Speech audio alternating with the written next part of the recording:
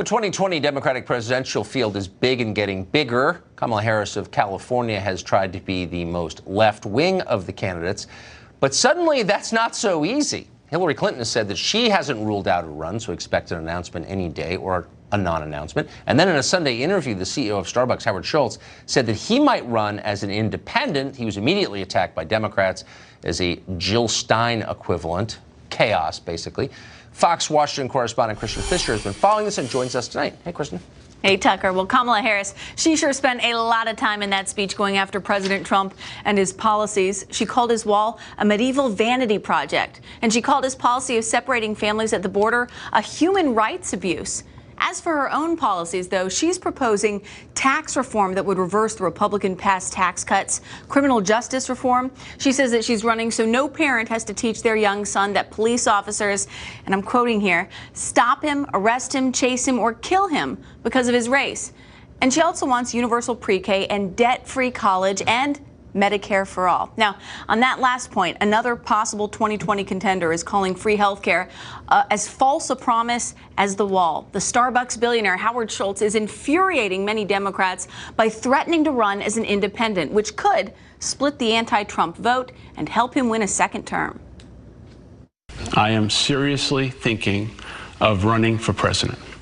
I will run as a centrist independent, outside of the two-party system. We're living at a most fragile time. Not only the fact that this president is not qualified to be the president, but the fact that both parties are consistently not doing what's necessary on behalf of the American people and are engaged every single day in revenge politics. And since we're speaking of revenge politics, Hillary Clinton may be considering running again. CNN is reporting that Clinton has told people that she's not closing the doors to the idea of running in 2020, but there are other reports that say that that report is not true. So it's still a long shot, but Tucker, I think it's safe to say that President Trump wouldn't mind running against her again in 2020. That'd be a remarkable race. Wouldn't it? We would cover that gladly. Kristin Fisher, thank you very much. Thanks. Author and columnist Mark Stein has spent endless hours at the dog track and always wins, so he's perfectly qualified to handicap all political races, including this one. Mark, great to see you. Who jumps? That mechanical hair is not going to run, Tucker. No, we are not going to be seeing a third Hillary Clinton term. I bet that's true. So who jumps out? Does anyone jump out as interesting, as saying something unexpected, as maybe the Trump of this cycle on the left?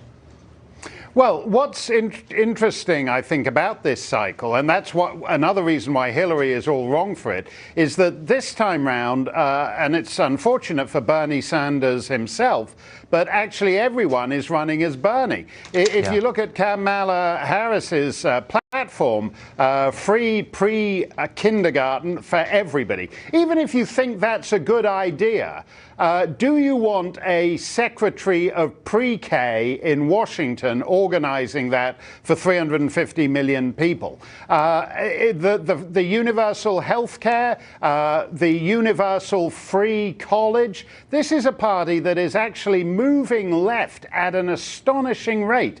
And the difference between now and then when Hillary ran is that basically everyone is Bernie. Everyone is Bernie and there's no room for a Hillary. Even old Joe Biden, when he stands up there, he doesn't even know the term systemic racism. He keeps calling it systematic racism, and systematic is what slavery was. And all the nice editors correct it for him and clean it up for him in his speech. But he's basically trying to be Bernie Sanders, too. Poor guy. He's too old to be woke. What about Bernie himself? I mean, does he have a shot in a field full of lookalikes? Well, that's an interesting question. I happen to be every so often in the adjoining booth in my corner of northern New England at the diner to Bernie's key advisors. And they actually figure out that if you're as old as Bernie is, then running against the 74-year-old incumbent is your best shot. And it's actually an interesting question whether the reason Bernie can get away with full-blown socialism is because he is so old and that when Right. you actually hang it around someone in the relative bloom of youth, like Kamala Harris, whether that doesn't actually make the full horror of the unaffordable lavishness of the program seem more evident. That's a deep point. I think it's easier to take from Bernie because you at least say, well, he's like a kind of legitimate Soviet. You know, he was old enough to remember. Well, like he's like the genial Brezhnev. old uncle. It seems less menacing. As for the Starbucks guy, when it's polls are closing in Florida at 7 o'clock, that's the only place in America where the lines are longer and slower than Starbucks. So this is a natural career move for that guy, I would say. Yeah, he's the world's biggest operator of homeless shelters now. Absolutely. Yeah. Starbucks. Markstein, great to see you. I know. Sorry, that was Thanks a lot, Tucker. Good to see you.